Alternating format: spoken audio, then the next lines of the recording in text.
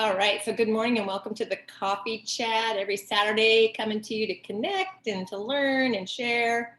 Today, we're talking about foot health, and it's really interesting to get into research these different topics and how they connect, right? And how, like, when I'm researching foot, it takes me into all these other things that we're either have talked about or we could talk about. And just, our bodies are very complex, amazing creations that, one thing obviously will affect another because it's all one body. Right?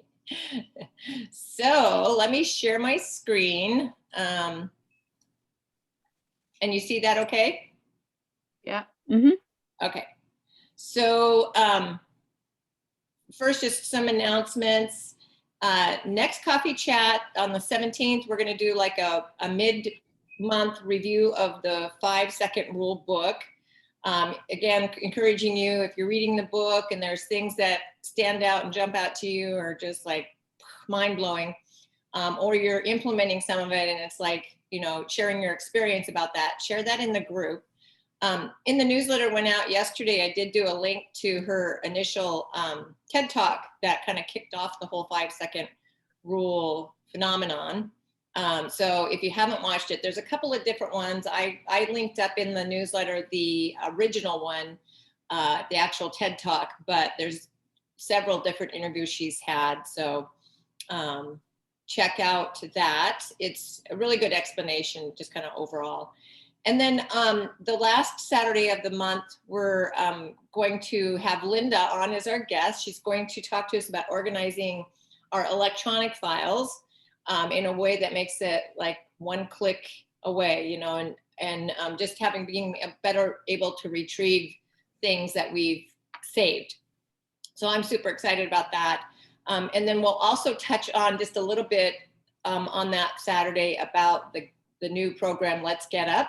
The sample workout comes out on Monday, although today is Super Saturday for the Beachbody world. So it's where corporate puts on a presentation. We usually do this in person quarterly and announces, new things that are coming out, and then usually has a live workout with a trainer. So today Sean will be on doing a live workout, which should be available to everyone in your Beachbody On Demand library under the Beachbody events tile. So if you're curious about it, go check it out.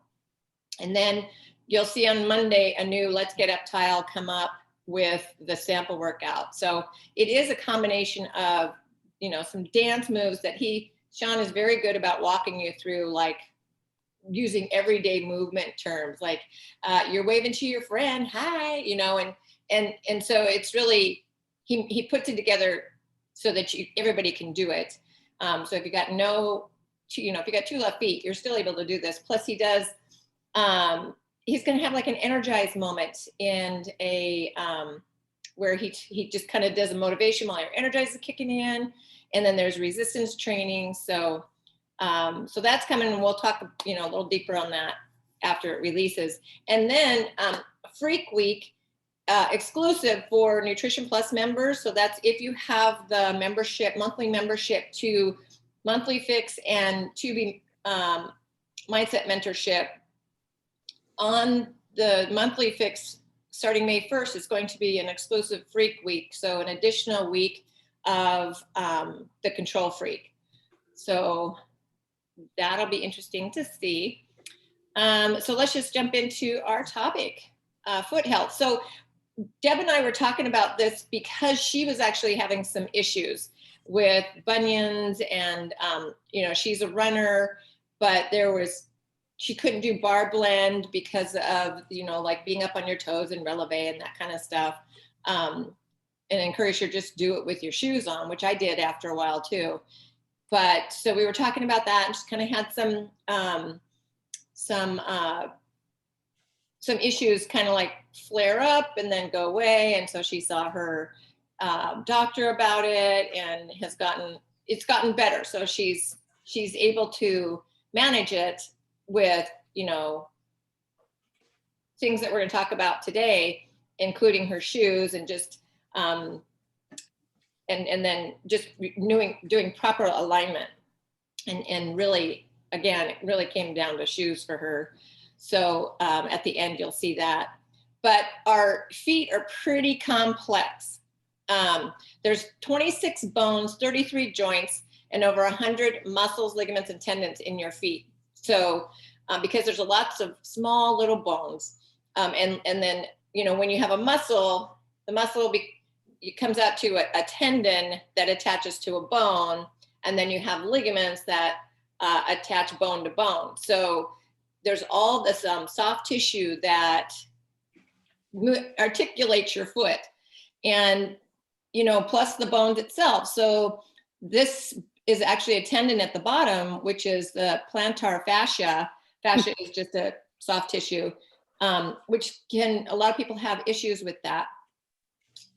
So just knowing that our feet are very complex, and healthy feet are the foundation of our healthy body.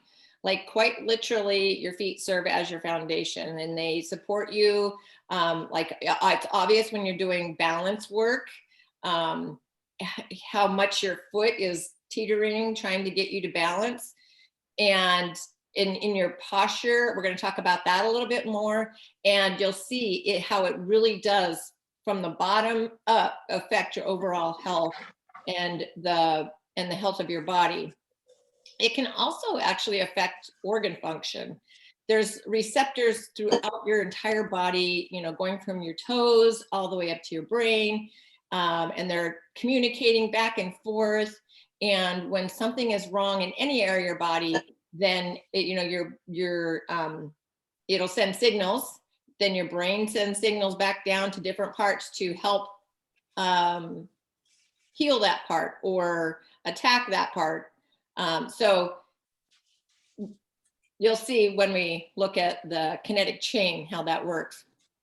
But here, if you just looked at this, like an optimal foot, it's flat, it's balanced, it's planted, and you can see where the impression, if you're on a one of those machines that does this, that, you know, you can tell that the arch is there.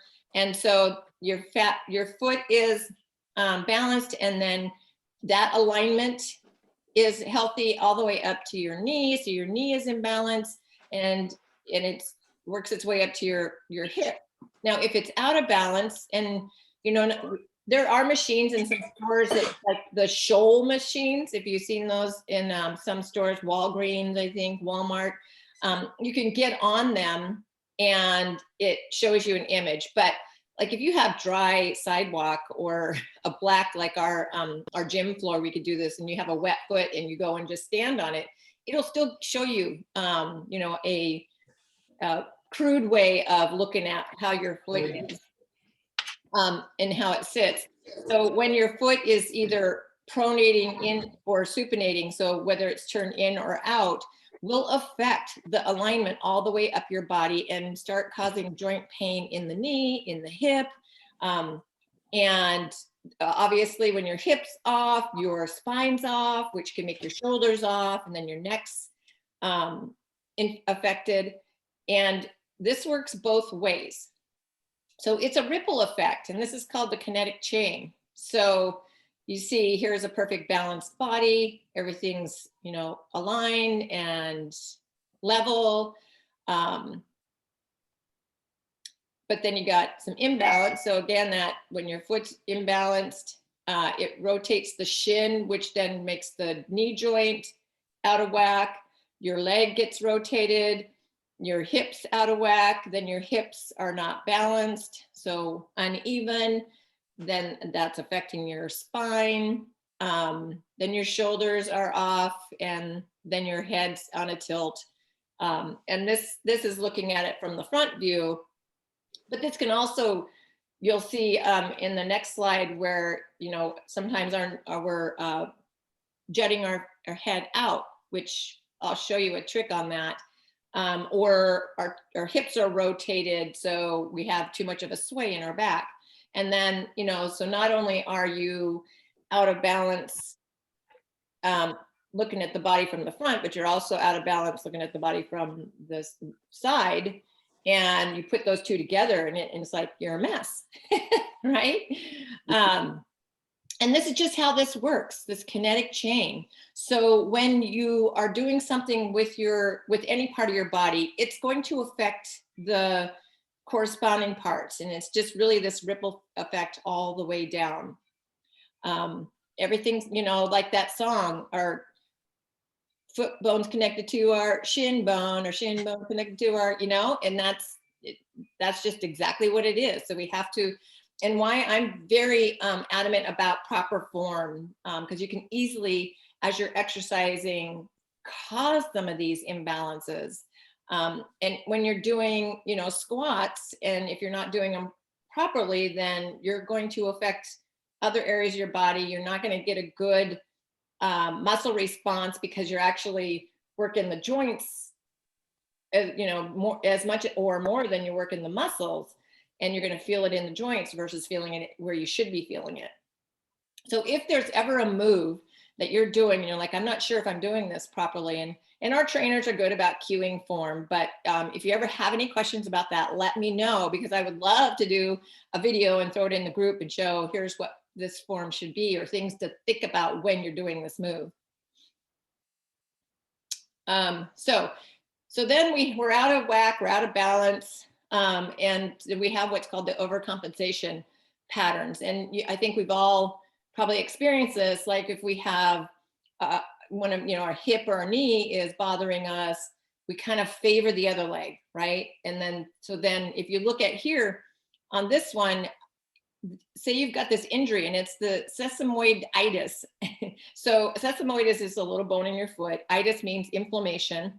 So you have this injury or this pain going on. So now you're walking differently, and it starts affecting other muscles and joints up the leg, or you might start feeling it on this side.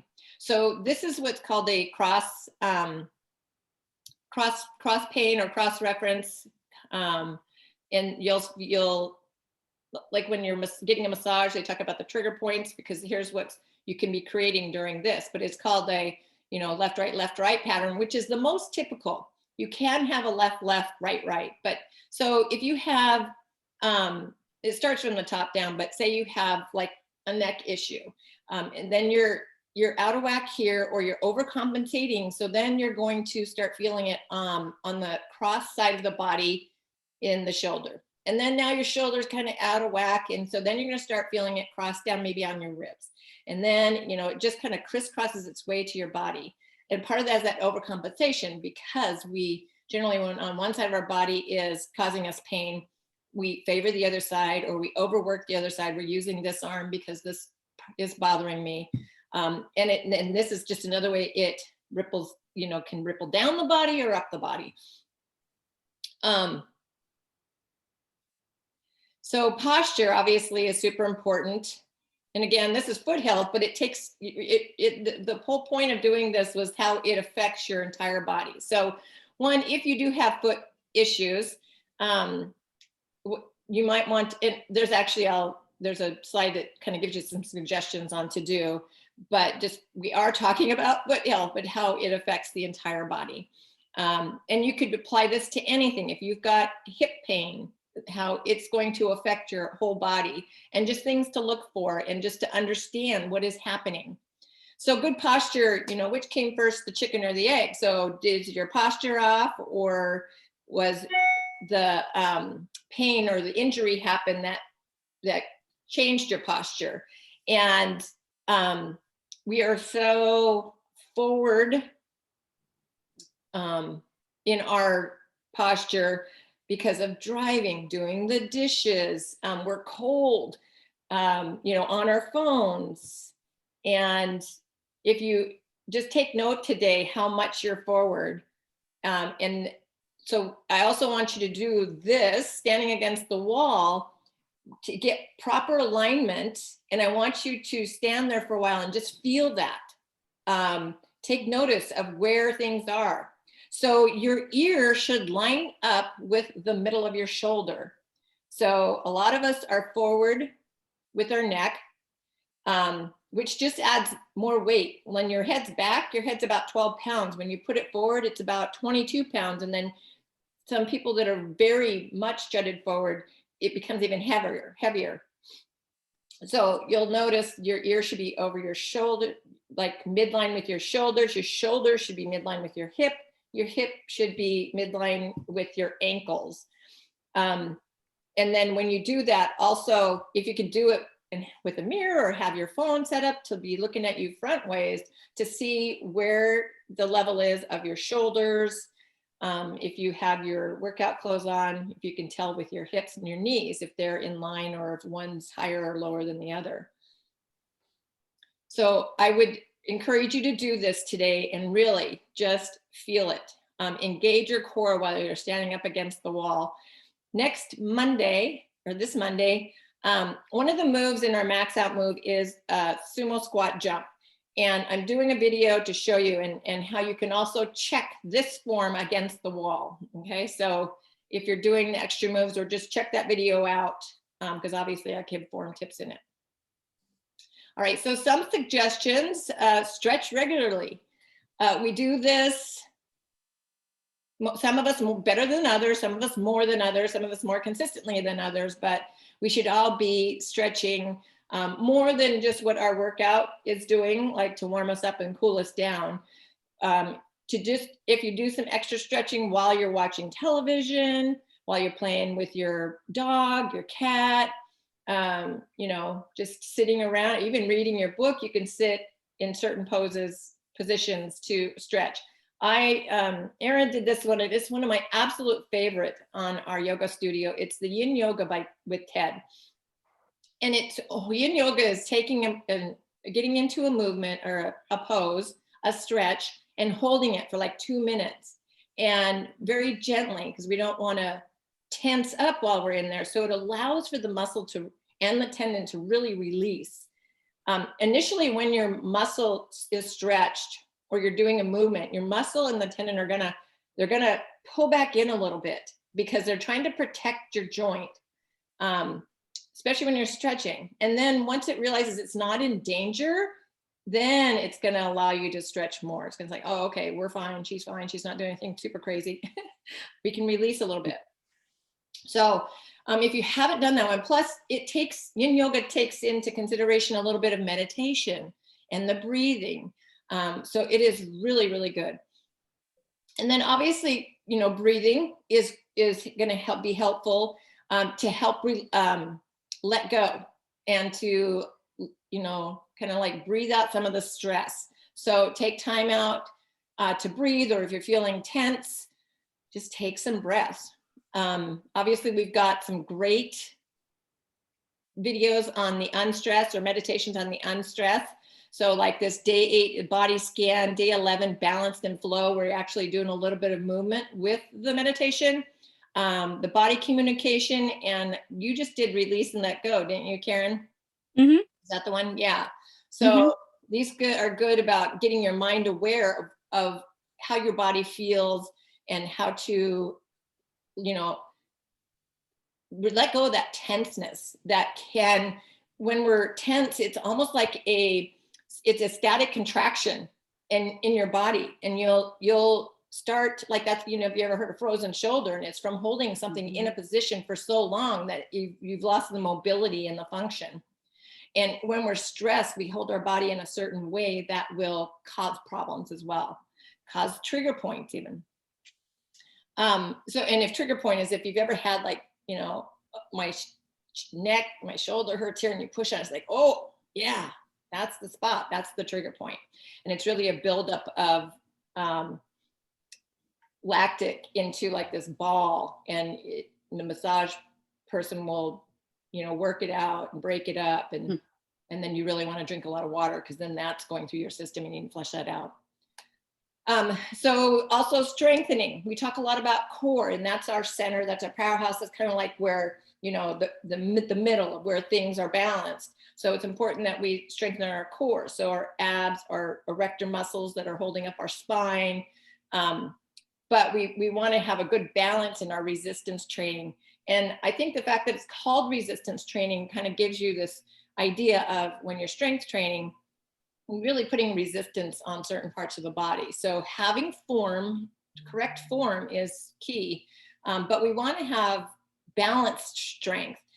A muscle has, there's the muscle and the opposing muscle, right? So when you're doing like a bicep curl, the opposing muscle is your tricep. So you're bringing things into play, and obviously joints. So making sure that we're balanced. I talk about the 3 different movements of your body, and you have, you know, your forward motion, you have your side to side motion, and then rotation. And you want to be working your body and your muscles, the different parts, muscle groups in all planes of that to strengthen that muscle and that part of the body evenly. And then obviously checking your form, super important. Do it all day, you know, just like, okay, I gotta sit up, I'm feeling that. Like another good tip is that when you get into your car, sit up straight and then adjust your mirror. And then when you start slouching down, the mirror's gonna be out. You're like, oh, I can't see. So you have to sit up to look into the mirror. Gait, which means how you walk. And this is a huge part of foot health, that if you're off in your joints or your alignment, if you've gotten that foot issue and you're starting to, you've got injury and you're starting to pronate out, then that's the beginning of starting some other problems. So check your gait, how you're walking. Walking is great exercise, but if you're, even that with your form, if that's off, you know, it's just going to cause some other problems. And then exercise, of course, to keep your body functioning and limber, and wearing proper shoes. So I'm going to play this video that Deb and Ken made, and he's going to talk about what's called the 0 drop, and it's just the difference between the heel and the ball of the foot. And he's a runner, and Deb's a runner, obviously, but this applies to all shoes. And then we're talking exercise shoes here, but also look at the shoes that you're wearing. Like if you talk to a podiatrist, they don't like flip-flops because of the gripping of the toe all the time. You know, and if you're wearing heels, obviously if you're wearing them all the time, can you imagine that alignment and how much you're engaging your muscle, calf muscles, and how that would affect your Achilles tendon, and then that's putting pressure on the plantar fasciitis or fascia. And then so obviously we want good workout shoes, but all your shoes should just be very aware of these things as you're going about your day. So let me play. I have to stop share, grab that video. As your heel would stride. Oh.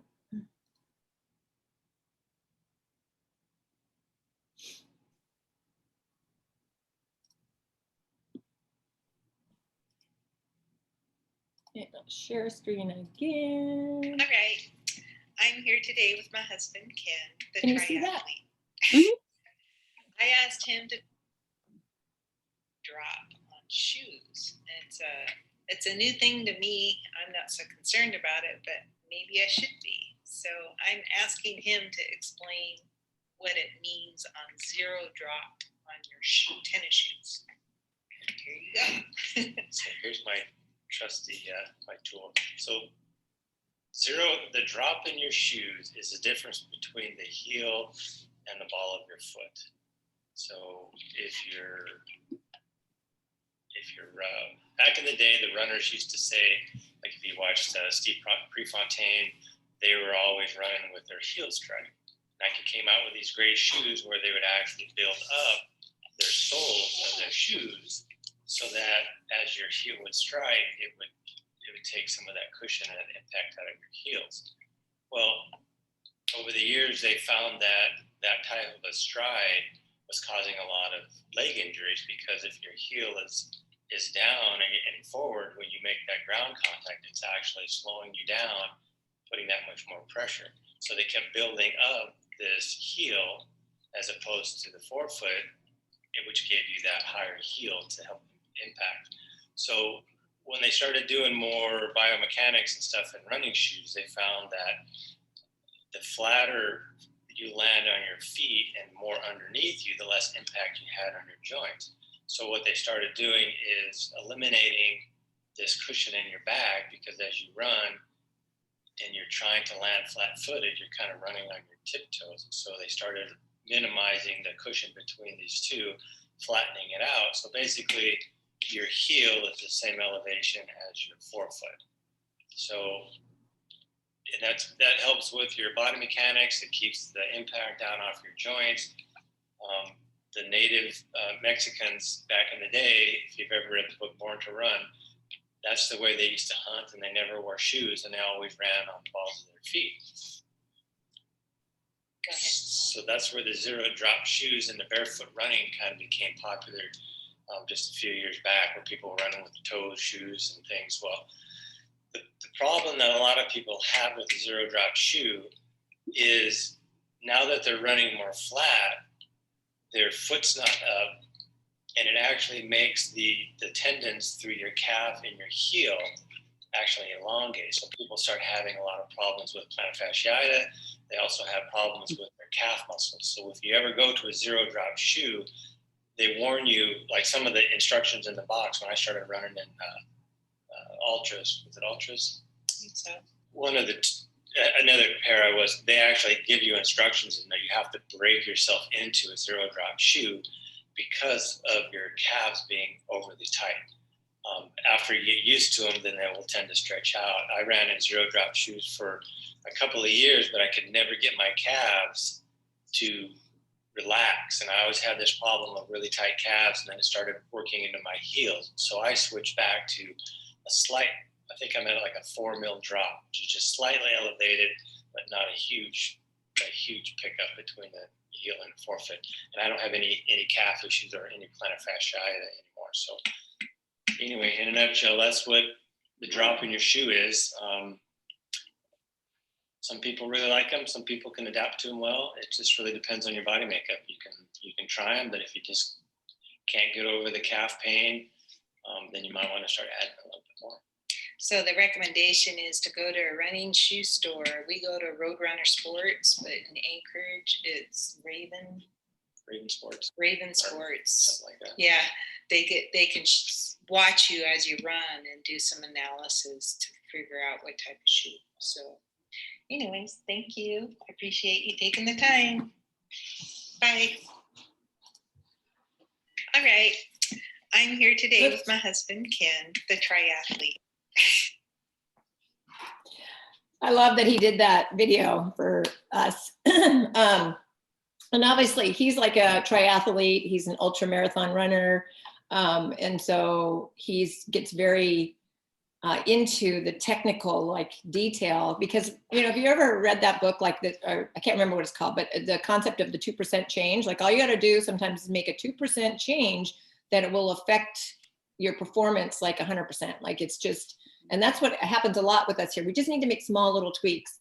But obviously with your shoes, just make sure that if you don't feel supported, or if you feel like it's affecting other parts of your body, definitely you can go into a running store and they'll for free, you know, they're just you try on some shoes. They usually have a treadmill there. They're going to watch you run. You can get CrossFit trainers is what I typically get, because we do cardio, we do weightlifting. I like to have a shoe that's kind of versatile for everything. So that's usually my one like my go-to recommendation, just a cross trainer. And your gait, like they were talking about, you know, they watch you run.